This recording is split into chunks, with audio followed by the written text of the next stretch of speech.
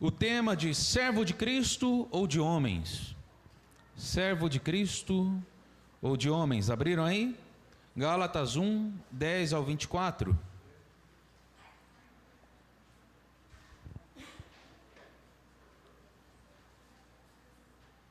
Seria interessante a gente ler a partir do 1, mas daí fica uma leitura muito longa. Quem esteve na última pregação talvez lembre de alguma coisa, mas você pode ir lendo aí enquanto a gente vai expondo a palavra. Pode voltar lá, pegar alguma coisa, falar, eu lembro que falou disso aqui, mas a gente vai ler a partir do 10 mesmo, tá? Gálatas 1, 10 ao 24. E o texto vai dizer assim: acaso busco eu agora a aprovação dos homens ou a de Deus? Ou estou tentando agradar homens? Se eu ainda estivesse procurando agradar a homens, não seria servo de Cristo. Irmãos, quero que saibam que o evangelho por mim anunciado não é de origem humana.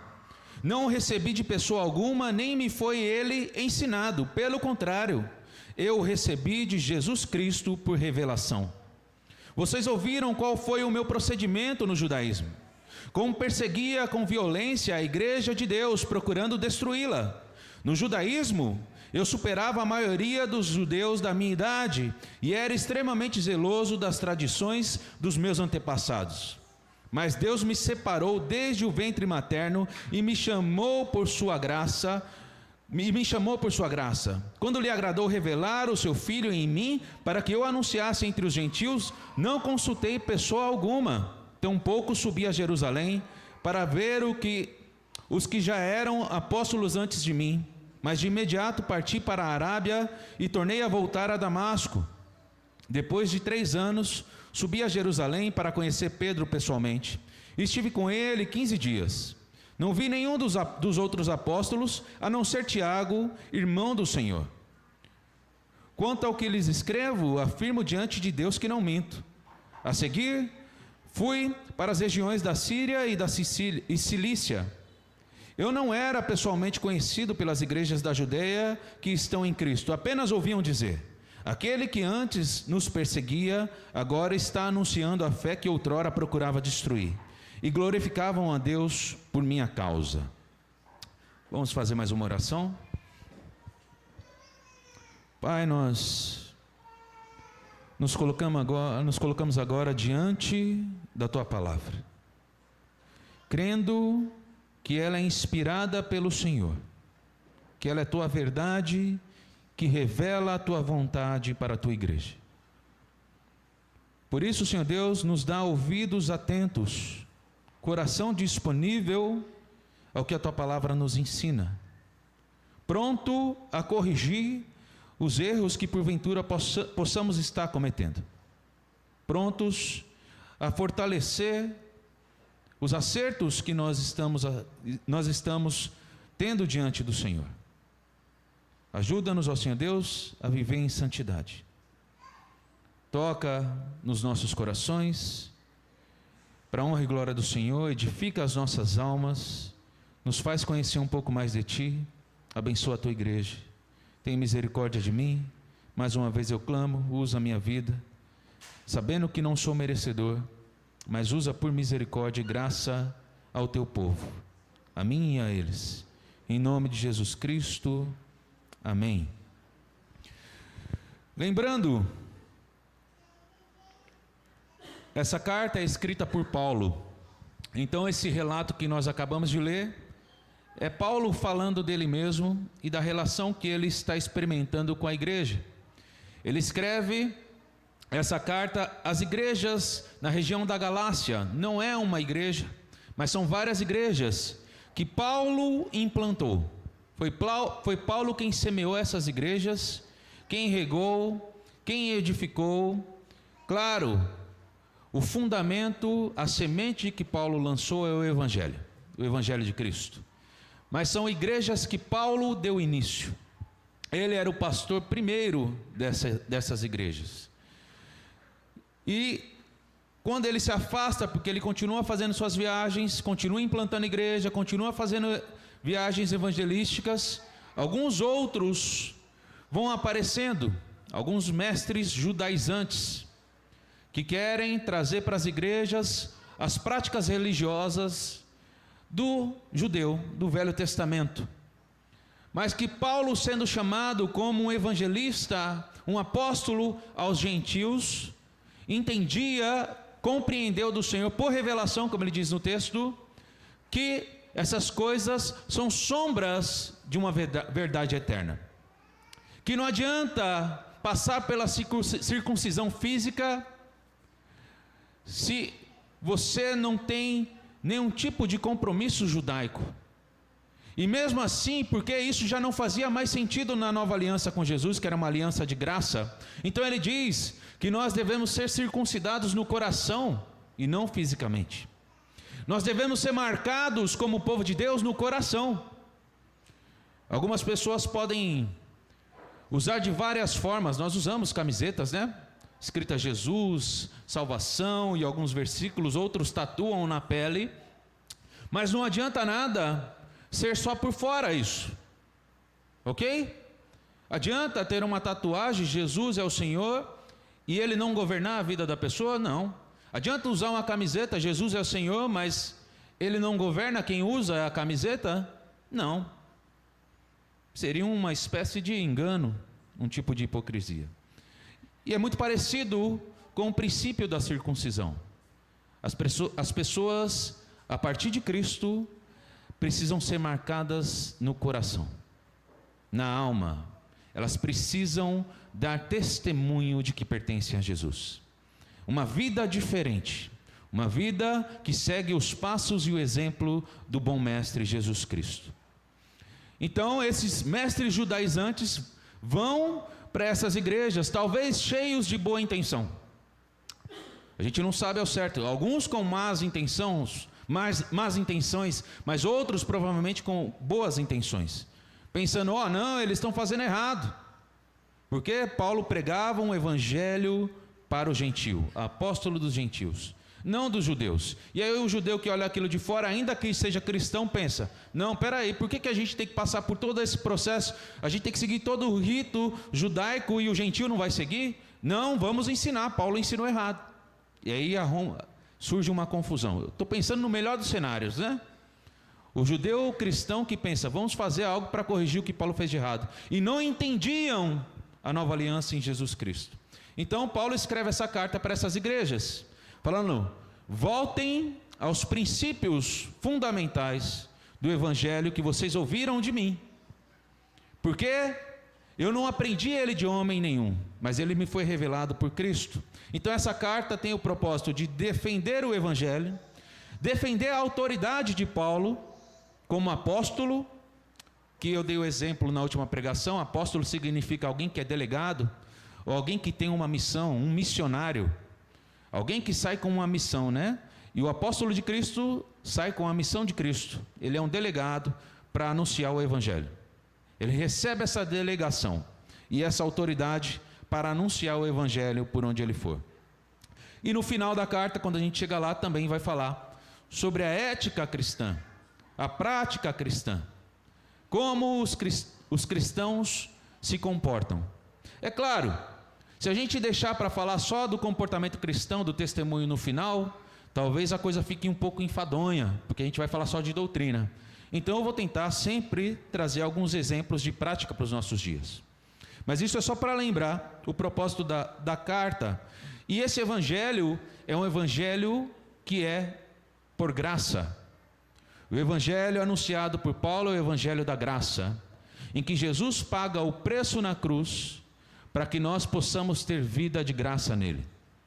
Jesus pagou um preço, morreu no lugar daqueles que olham para Jesus e aceitam que Jesus morreu por eles e dizem, Jesus, eu aceito o teu sacrifício. O que eu tenho que pagar? E Jesus fala, eu já paguei. O preço pode deixar comigo, já foi pago. Você vai receber isso de graça. Só creia em mim. É isso que Jesus vai dizer. Então Paulo está falando desse evangelho da graça. E na última pregação eu também disse que Paulo repreende duramente as igrejas da Galácia, porque ele fala, como vocês podem tão rapidamente abandonar o evangelho que vocês receberam pela graça de mim em Cristo Jesus? e se deixarem levar por um outro evangelho que na verdade nem é evangelho. Porque o evangelho de Cristo é só um, não tem outro. Qualquer coisa que se modifique, que se acrescente ou que se tire na mensagem de Cristo, desconfigura e não é mais o evangelho. O evangelho é a verdade estabelecida e nós cremos que está revelado nas Escrituras Sagradas. Essa Bíblia que você tem a oportunidade de carregar ou no celular, ou fisicamente, ou no computador, ou na memória para aqueles que são bons. O evangelho está revelado nessas Escrituras. É claro, nós temos dificuldade de entender, e aí a gente precisa de muito estudo, mas muito mais do que estudo, nós precisamos estar humildes e cheios do Espírito do Senhor, desejando a verdade dele, mais do que a nossa, mais do que a do outro, desejando a verdade bíblica. Então Paulo começa a fazer essa repreensão com o desejo de corrigir e resgatar para que eles não sigam para um caminho que se desvie do evangelho. E ele fala desses mestres judaizantes, para ter cuidado com esses mestres. Então ele chega aqui e começa a demonstrar ou trazer provas para convencer novamente os irmãos e fazer lembrar daquilo que ele já tinha ministrado a eles e da autoridade que ele havia recebido de Jesus. A autoridade para anunciar o evangelho aos gentios. E quem é o gentio? Todo aquele que não é judeu. Quem não é judeu é gentio. Então, Paulo, o apóstolo aos gentios, leva o evangelho a essas igrejas e agora elas correm esse risco. Novamente ele precisa reafirmar a autoridade sobre eles, escrevendo uma carta, porque é o recurso que ele tem no amor a essa igreja para que eles não saiam do caminho. Em outras palavras, vocês ouviram de mim, vocês andaram comigo, vocês viram o meu testemunho, Paulo está dizendo. Vocês me conheceram, estive na casa de vocês, vocês estiveram comigo, comemos junto, participamos da mesma mesa. Vocês me conheceram, sabem que eu não usei de falsidade, sabem que eu não me manipulei mensagem alguma, sabem o quanto eu me desgastei por amor à igreja, quanto eu me entreguei pela mensagem do evangelho. E essa mensagem não é de Paulo, ele diz, é de Cristo que revelou a ele. Então a mensagem não é necessariamente de um apóstolo, de um discípulo. Originalmente ela é de Cristo, que dá aos apóstolos e aos discípulos como chave do reino de Deus. Isso você vai ver em Mateus 16 e também em Mateus 18. Quando Cristo dá a chave do reino aos apóstolos, é a mensagem do evangelho. O que abre as portas do reino de Deus ao perdido é a mensagem do evangelho. Lembre-se sempre disso. Nós temos as chaves do reino de Deus, que é anunciar o evangelho. Quer abrir a porta do céu para o descrente? Anuncia o evangelho para ele. Então vamos ao texto novamente e a gente vai conversando conforme a gente vai lendo alguns trechos. Verso 10, Paulo vai dizer: acaso busco eu agora a aprovação dos homens ou a de Deus? Então Paulo já coloca logo a roupa suja na mesa para ser lavada. Vocês acham que eu estou querendo agradar vocês? Que eu estou querendo agradar mestre judaizante? Vocês acham que eu estou querendo agradar a Pedro, a Tiago, a João, aos apóstolos? Não. Se eu quisesse agradar a homens, eu não seria mais servo de Cristo. É o argumento de Paulo para começar. Quem quer agradar a homens, altera o evangelho. Percebam, quando as pessoas querem manipular outras pessoas para mantê-las fiéis a uma espécie de rebanho, a uma espécie de comunidade, a uma espécie de grupo, a forma mais fácil é agradá-las. Vem para cá, você está certo, você vai receber do bom e do melhor. Não, isso aí, nós vamos orar e vai ser resolvido, não vai ter mais problemas na sua vida. É o tipo de discurso. É claro que tem coisas muito mais profundas e muito mais manipulatórias do que essas. Mas a ideia de transformar o Evangelho em uma coisa mais palatável, uma comida mais bonitinha, mais atraente aos olhos e aos ouvidos, um açúcar, para atrair as pessoas, para que elas venham para nós, mas não para Cristo. E é isso que muitas vezes acontece nas nossas igrejas. E talvez até entre nós. Pessoas que falam o que o outro quer ouvir, mas não fala o Evangelho. Não fala a verdade, não fala a verdade revelada nas Escrituras. Às vezes o que a pessoa precisa ouvir é ao contrário do que ela pensa. E, veja bem, se você lê a Bíblia, se você tem a experiência de ler a Bíblia com sinceridade de coração, você sabe quantas vezes você foi ler a Bíblia e ela te contrariou. Quantas vezes você vai ler a Bíblia e ela mais te contraria do que ela te apoia? Você encontra mais apoio ou mais correção? Geralmente ela está contrariando, né? Eu pensava uma coisa, mas a Bíblia diz outra. Quando você é honesto, né? Quando você vai cheio do Espírito Santo. Então é muito mais provável que a gente tenha que corrigir os irmãos do que apoiá-los. Mas eu dou graças a Deus, porque nas minhas conversas eu tenho tido a experiência de dizer: é isso aí, irmão, esse é o caminho. Biblicamente é esse o caminho. E eu louvo a Deus, continua assim. Glória a Deus por isso que você está experimentando. Continua firme no Senhor. Mas a gente sempre tem que passar por essas situações, né? Não, peraí, irmão, peraí. A Bíblia não diz isso não. Eu sei que você até quer ouvir, mas eu não posso dizer. Exemplo bom, difícil para quem é ministro do Evangelho. Velório. Quem às vezes tem que conduzir uma cerimônia de velório e sabe pelo testemunho do morto ou pelo testemunho da família que muito provavelmente, a gente nunca pode bater o martelo sobre isso, aquela pessoa partiu sem Cristo. E aí? Fala o que agora para essa família?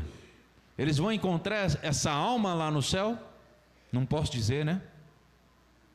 Mas com certeza todo mundo vai querer ouvir: ah, vocês vão encontrar ele lá no céu. Vocês vão encontrar ela lá no céu, é só um até mais. Mas eu não posso dizer, porque a palavra de Deus é muito clara quanto a isso. Quem crer em Jesus não passará pela segunda morte, mas aquele que não crê já está condenado.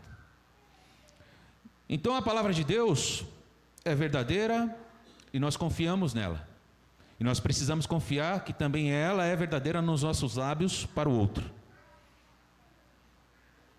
Então cuidado, quando você quiser agradar o teu irmão, chama ele e dá um café para ele. Quando quiser me agradar, me dá café. Mas não concorde com minhas ideias erradas. Faz um bolinho, fit, que agora eu estou fit, tá? Me dê um café, isso vai me agradar, mas se tiver que me corrigir, me corrija. Não me deixe errado, não me deixe andar errado. Assim é o meu compromisso com cada um de vocês, de não deixá-los andar no caminho de perdição ou aquilo que pode te desviar da presença do Senhor. Eu te dou um café, se você gostar de café, senão a gente pensa em outra coisa. Mas agora, você busca agradar a homens ou a Deus? Se você busca agradar a homens, você vai falar o que eles querem ouvir. Você vai, peraí, como é que eu falo o Evangelho de um jeito mais bonitinho para essa pessoa? É claro, eu não estou descartando aqui algo que é fundamental toda vez que a gente tem que corrigir alguém. Você precisa orar, se encher do Espírito Santo, se municiar de todo o amor do mundo e desejar mais do que dar a bronca, resgatar essa pessoa. Porque tem gente que ama dar bronca. Eu gosto da bronca, tá? Mas eu sei que se eu fizer só a bronca eu estou errado e eu que estou pecando.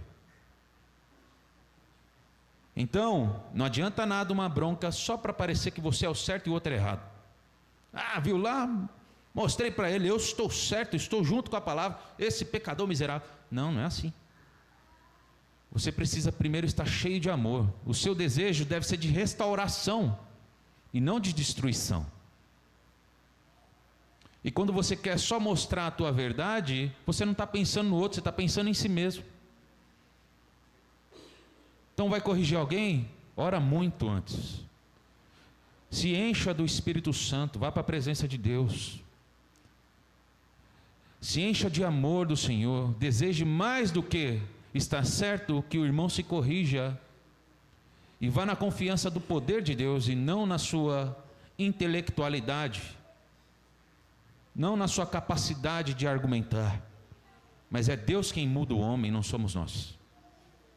Então você quer agradar mais a Deus ou aos homens? Paulo queria agradar a Deus, e é por isso que ele escreve uma carta dura às igrejas, porque se ele quisesse agradar a igreja, ele não estava falando a verdade, ele estava oferecendo docinho igual aos outros, sabe? Não, o que eu falei não era bem assim, eles estão certos, vamos fazer uma coisa mais light aí, né? Eu não sou assim tão severo, eu não sou assim tão rígido, eu sou um cara legal, vocês pensaram mal de mim, o que é aquilo que eu falei que vocês não entenderam direito, o que eu falei na verdade. Paulo poderia fazer isso, mas não, Paulo insiste, porque ele está comprometido em agradar a Deus e não a homens. Os verdadeiros servos de Jesus não alteram o Evangelho. Quem faz isso, faz para agradar a outros. Como é que você vai saber se o Evangelho foi alterado? Como é que você vai saber se acrescentar alguma coisa no Evangelho, se tirar alguma coisa do Evangelho? Como é que você vai saber? Só se você se relacionar com esse Evangelho. Só se você ler a Bíblia. Só se você gastar, ou melhor dizendo, a melhor palavra é investir o seu tempo no estudo da palavra de Deus.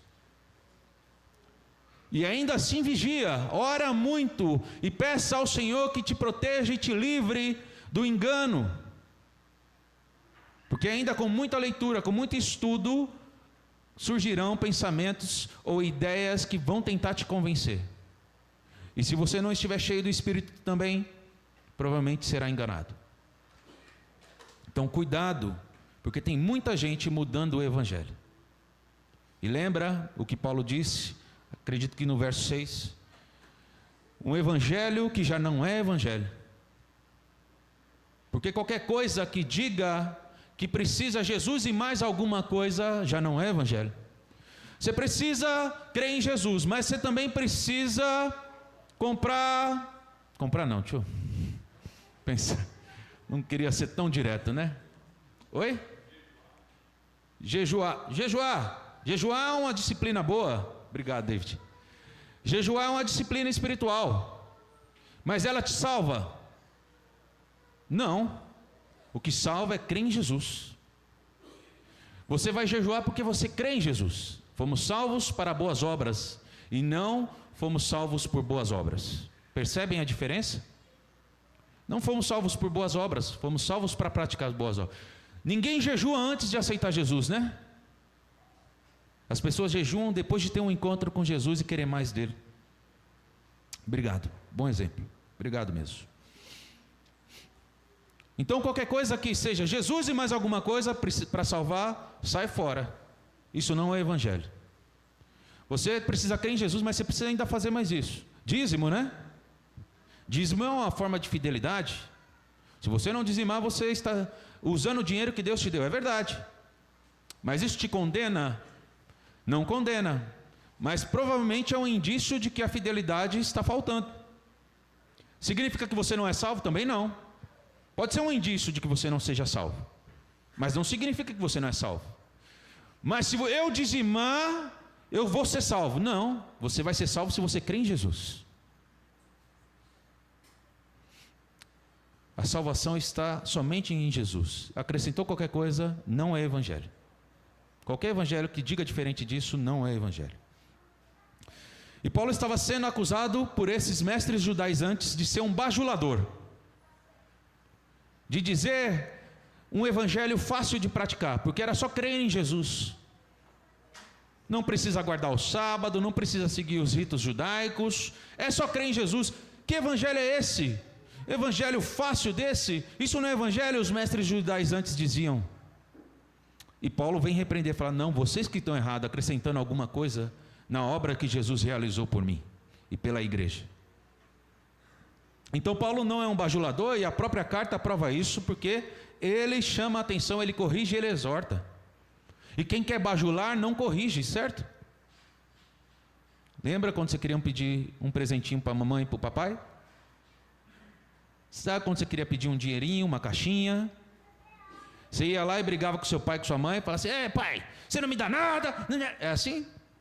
Não, você lava o carro. O pai já vai pensar: ixi, alguma coisa essa criança está querendo. Você varre a casa, arruma o quarto, dá um beijo no papai, na mamãe, te amo, fala, né? Isso é um bajuladorzinho, querendo alguma coisa em troca. Mas Paulo está dando bronca. Ele não beija de um lado e bate do outro, né? Paulo está dando bronca. Então ele não é um bajulador, como o próprio teor da carta deixa muito claro. E muitos acabam até se rendendo a esse tipo de evangelho judaizante. Até Pedro, por um momento, o apóstolo Pedro, por um momento se deixa levar pela circunstância. A gente vai ver isso mais para frente no capítulo 2. Mas Paulo fala que teve uma briga com Pedro, porque antes dos irmãos chegarem, dos outros apóstolos, dos outros judeus chegarem, estava só Paulo, Pedro e os gentios. Pedro comia com eles, sentava na mesa, conversava com eles como qualquer um, mas foi só chegar os irmãos judeus, ele mudou de mesa, foi para outra mesa, e aí Paulo foi lá e deu bronca nele. Paulo deu bronca em Pedro, e Pedro teve que aceitar calado, se arrepender e mudar o comportamento. E é interessante isso, porque a gente vai ver que tanto Pedro e os demais apóstolos apoiam Paulo no ministério do evangelho aos gentios. Eles apoiam, estão em comunhão com Paulo, enviam Paulo, só fala: não deixe de ajudar os pobres. Você anunciará aos gentios, nós anunciaremos aos judeus, mas não deixem de ajudar aos pobres. É a única recomendação que a igreja de Jerusalém dá a Paulo. E interessante que Pedro, em uns momentos, ele é tão fiel ao Senhor, em outros momentos ele é tão errado. Já perceberam? Pedro acerta tanto numa hora e erra tão feio na outra. Mateus 16: quem os outros dizem que eu sou? Dizem que o Senhor é um profeta, que o Senhor é um mestre. E vocês, quem dizem que eu sou? Pedro, tu és o Cristo, o Filho do Deus vivo. Deus abençoe. Você recebeu isso, não é de carne, não é da humanidade, mas recebeu de Deus. Isso foi revelado por Deus a você. Pedro, glória a Deus pela sua vida. Lá na frente, eu vou ter que morrer, mesma hora, né? Termina um assunto, aí Jesus fala: olha, eu vou ter que morrer na cruz por vocês. Aí Pedro fala assim: não, Jesus, você tem que morrer nada. Aí Jesus fala: para trás de mim, Satanás. Acabou de acertar, fala que Jesus era o Cristo, o Filho do Deus vivo. Na sequência está falando: não, você não vai morrer na cruz, não entendeu nada. Isso é uma prova de que foi revelado por Deus e não vem de Pedro. Também, quando lá no começo, que eles estão, logo a descida do Espírito Santo na festa de Pentecostes, Pedro está pregando no templo, e aí o Sinédrio prende ele 2 vezes. E 2 vezes ele tem que se justificar perante a liderança religiosa dos judeus, lá no templo, no Sinédrio. E aí Pedro vai dizer isso diante dessa liderança religiosa, desses homens poderosos, politicamente poderosos e religiosamente poderosos em Israel. E aí Pedro levanta a voz e diz lá em Atos 4, do 18 ao 20, para esses homens: então, chamando-os novamente, ordenaram-lhe que não falassem nem ensinassem no nome de Jesus. Mas Pedro e João responderam: julguem os senhores mesmos se é justo aos olhos de Deus obedecer aos senhores e não a Deus, pois não podemos deixar de falar do que vimos e ouvimos. Isso no primeiro julgamento dele. No segundo julgamento, Atos 5:29, Pedro vai dizer assim: Pedro e os outros apóstolos responderam: é preciso obedecer antes a Deus do que aos homens.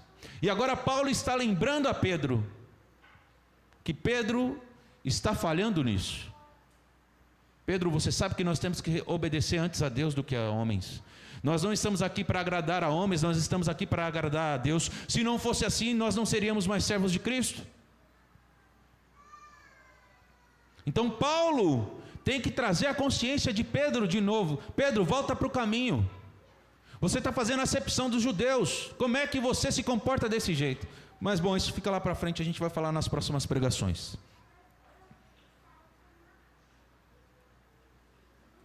Verso 13. Vocês ouviram qual foi o meu procedimento no judaísmo? Como perseguia com violência a igreja de Deus, procurando destruí-la. No judaísmo, eu superava a maioria dos judeus da minha idade, e era extremamente zeloso das tradições dos meus antepassados. Mas Deus me separou desde o ventre materno e me chamou por sua graça.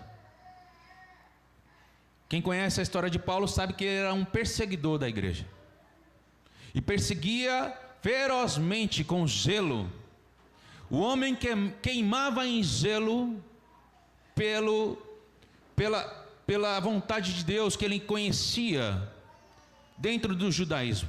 Fariseu, homem culto, erudito, conhecedor da lei de Deus, ensinado por um dos melhores mestres de Israel, Gamaliel. Então Pedro, ele fala: eu era o melhor da minha geração, e todos sabem como eu persegui a igreja. Então ele pede uma carta para sair atrás das igrejas, prendendo e lançando nas prisões, nas celas, os cristãos. Mas no meio do caminho para Damasco, Jesus encontra Paulo. Saulo, né? Saulo, Saulo, por que me persegues? E a história de Paulo muda a partir do encontro com Jesus. E se você teve um encontro com Jesus, você sabe que a nossa história muda quando Ele nos encontra. Não somos mais o mesmo. É impossível continuar sendo a mesma pessoa quando somos encontrados por Jesus. E Paulo foi mudado por Jesus. Ele foi encontrado.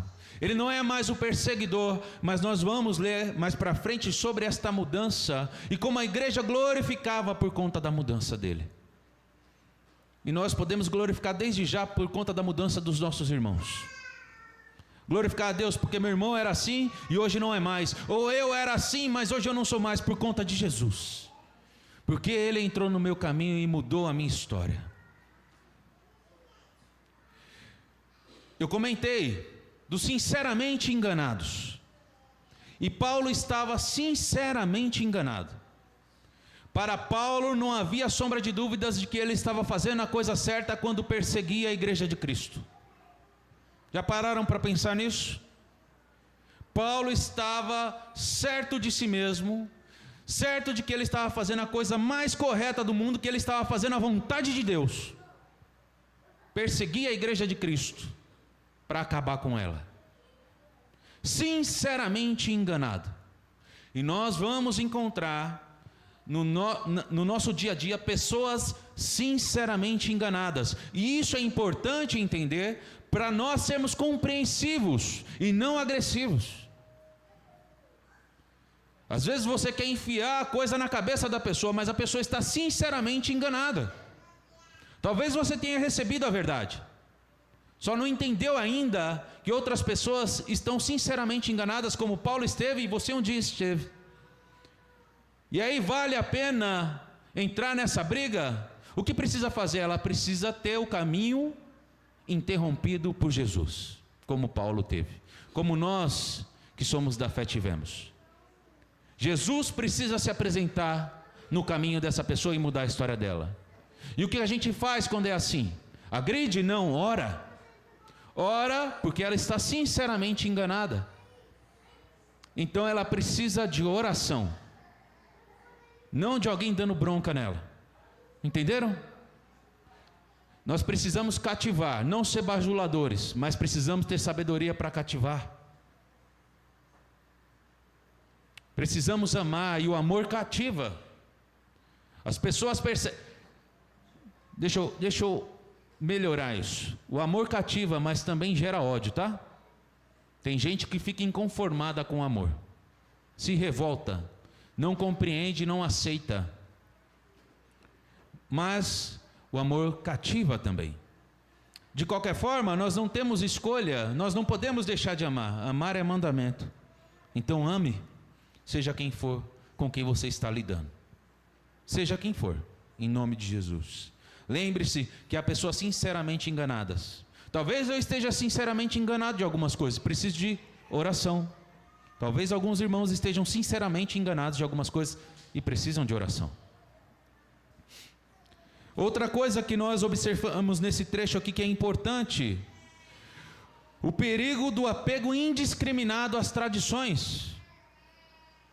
Tem gente que a tradição pensa, tradição é tudo. Tradição tem que ser seguida e ponto e acabou. A tradição é essa, nós precisamos seguir ela. Mas e quando a tradição não é boa? Quem vai dizer que não se deve seguir? Jesus. Jesus, numa confusão com os fariseus procuram os discípulos dele para falar: por que o mestre de vocês não exige para vocês lavar a mão antes de comer e beber? Por que ele abandonou o ritual de lavar as mãos, o ritual judaico? E aí Jesus vai responder para eles, em Mateus 7,13, que eles anulam a palavra de Deus por meio da tradição que eles mesmos transmitiram. Então, Jesus pega os religiosos de Israel e fala: vocês querem me exigir tradição, enquanto vocês, com a tradição, anulam a palavra de Deus. O que é maior, a tradição ou a palavra de Deus? Então, cuidado com a tradição. Tradição tem coisas boas, sim, mas também tem coisas perigosas. E o que vai te dizer se ela é boa ou é perigosa? Conhecer a palavra de Deus. Porque a palavra de Deus supera a tradição. E aqueles que são de Deus não anulam a palavra de Deus pelas tradições. Pelo contrário, se apegam à palavra de Deus e abandonam a tradição que é contrária à palavra de Deus. Verso 14: no judaísmo eu superava a maioria dos judeus da minha idade e era extremamente zeloso das tradições dos meus antepassados. Paulo estava sinceramente enganado, zeloso com a tradição, mas ainda não tinha entendido a palavra de Deus. Mas Deus me separou desde o ventre materno e me chamou por sua graça. Aqui tem um outro conhecimento importante para quem é da fé. Não existem filhos do acaso. Não existe filho por acaso. Talvez alguém pense: mas nós engravidamos sem querer. Mas Deus não deixou a vida acontecer sem querer. Nenhuma vida é um acaso. Não existe vida por acidente. Deus está no controle e Ele é o autor da vida. E o texto diz isso, que Deus separou Paulo desde o ventre materno.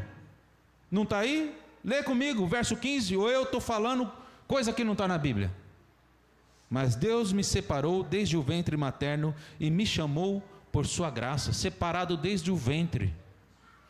Também Jeremias fala a mesma coisa, em Jeremias 1, 4 ao 5. A palavra do Senhor veio a mim dizendo: antes de formá-lo no ventre, eu o escolhi, antes de você nascer, eu o separei e o designei profeta às nações, antes de nascer, antes de ser formado no ventre. Também Davi no Salmo 139, 16. Os teus olhos viram o meu embrião. Todos os dias determinados para mim foram escritos no teu livro antes de qualquer um deles existir. Não existe vida por acaso. Não existe vida por acidente aos olhos de Deus, que é o que importa. Paulo foi chamado ainda no ventre materno. O tempo do encontro com Jesus não foi no ventre, mas desde o ventre ele já tinha sido chamado. Lembra quando você teve um encontro com Jesus? Você tem uma data talvez. Alguns guardam a data, eu guardo a minha, 8/4/2000. Foi quando eu tive um encontro verdadeiro com Jesus. Mas Ele não me separou ali. Ele me separou desde o ventre da minha mãe. Ali Ele me escolheu. É a mesma coisa com todo aquele que é salvo. Desde o ventre.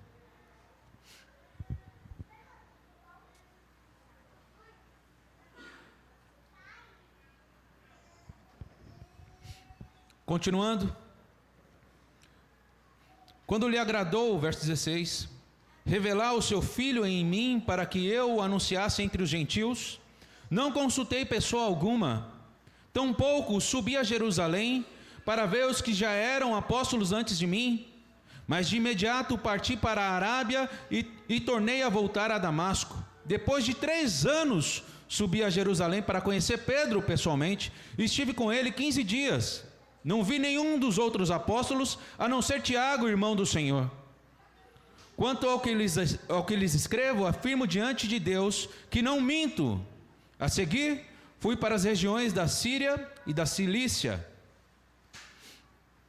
Paulo não se apoia na autoridade dos 12 apóstolos. Ele primeiro foi encontrado por Jesus. Demorou 3 anos para ele ter o primeiro encontro com Pedro. E ele já estava falando do Evangelho, que ele recebeu por revelação de Jesus. Ele mesmo diz isso. Então, ele não está agradando homens, como nós já dissemos. Ele recebeu o Evangelho de Jesus e tem um compromisso com Cristo. Se não fosse assim, ele não seria mais servo de Cristo. E ele continua fortalecendo a autoridade dele ao anunciar esse Evangelho, dizendo: igrejas da Galácia, prestem atenção, voltem ao Evangelho que vocês receberam de mim, porque eu não recebi de homens, eu recebi de Cristo. E lembra que o Evangelho é poder de Deus. 1 Coríntios 1,18. Comentei isso também na última pregação. Quer poder de Deus? Anuncie o Evangelho. Porque poder de Deus é o Evangelho. E o texto está aqui para provar. Pois a mensagem da cruz é loucura para os que estão perecendo, mas para nós que estamos sendo salvos é o poder de Deus. Não é um poder de Deus, é o poder de Deus. A mensagem da cruz é o poder de Deus. Quer experimentar poder de Deus? Fala do Evangelho. Quer usar do poder de Deus? Fala do Evangelho. Mas o Evangelho que Cristo é suficiente para salvar. Não anuncia o Evangelho que Jesus é Jesus mais alguma coisa. Isso não é Evangelho. Mas poder de Deus é a mensagem dele. E Paulo vai continuar convencendo, tentando convencer os irmãos da Galácia da autoridade dele, para que eles se convertam, para que eles não caiam na ladainha, na mentira dos mestres judaizantes. Wilson e Débora, me ajudem, por favor.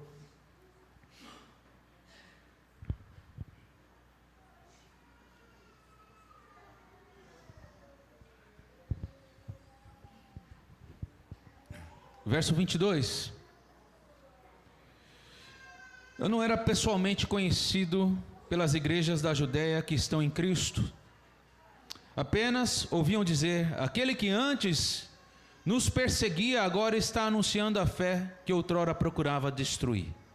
E glorificavam a Deus por minha causa. Pessoas souberam da mudança de Paulo. Aquele que antes nos perseguia agora anuncia o mesmo evangelho que ele perseguia. Preste muita atenção nisso, porque talvez estejam acontecendo situações desagradáveis na sua vida.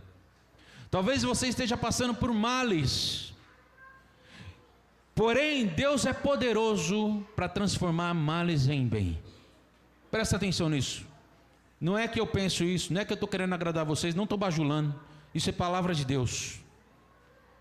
Quando nós falamos há males que vêm para bem, tem uma profundidade bíblica nisso que às vezes a gente não presta atenção. Paulo foi ensinado tudo na doutrina judaica. Grande homem, mas foi um perseguidor feroz da igreja. Causou males. Estava aos pés de Estevão quando Estevão foi apedrejado. E morreu ali, assassinado por falar do evangelho. Paulo estava lá. Paulo perseguia os irmãos que agora ele tanto ama e quer insistir para que permaneçam no evangelho de Cristo. Mas Cristo mudou a história de Paulo. Aquilo que era mal ele tornou em bem, assim como fez com José. Gênesis 5:20. Olha o que José diz aos irmãos que venderam ele como escravo. Depois, final da história aqui, né? José já o segundo maior no governo do Egito. E ele vai dizer para os irmãos dele: vocês planejaram o mal contra mim, mas Deus o tornou em bem, para que hoje fosse preservada a vida de muitos. Então José perdoa os irmãos e diz: vocês planejaram mal contra mim, mas Deus o tornou em bem, para que muitos hoje fossem salvos. Assim aconteceu com Paulo, um apóstolo chamado fora do tempo, parado no caminho perseguindo a igreja. Ele vai dizer que é um dos piores, é o pior dos pecadores, pois perseguia a igreja, e é o menor dos apóstolos por isso, mas se tornou o maior evangelista da face da terra e da história, o maior implantador de igreja que já se ouviu falar. Aquele homem que perseguia a igreja se gastou por isso. Há males que vêm para bem, sim, na vida daqueles que servem a Deus, pois todas as coisas cooperam para o bem daqueles que amam a Deus. Lembre-se disso. E como a gente ama ver uma vida transformada. Quem é crente sabe do que eu estou falando. Como a gente ama ver alguém que era de um jeito, que era de chorar, de se entristecer, de ficar com raiva, e ver a mudança de Cristo acontecendo na vida daquela pessoa. Um inimigo que é feito amigo, um bandido convertido que se torna em um benfeitor, um boca suja, fofoqueiro, que passa a abençoar. Abraham Lincoln tinha o antídoto para acabar com todos os inimigos. Ele dizia que a melhor forma de acabar com o inimigo é torná-lo em um amigo. Como é bom ver a transformação de Deus na vida dos nossos irmãos. Não é de se alegrar? Se você passou por essa transformação, eu sei que você pode glorificar o Senhor. Se você já viu isso na vida de alguém que realmente foi mudado, eu sei que você pode glorificar o Senhor e agradecer a Ele. E eu sei que você pode se alegrar no seu coração por isso.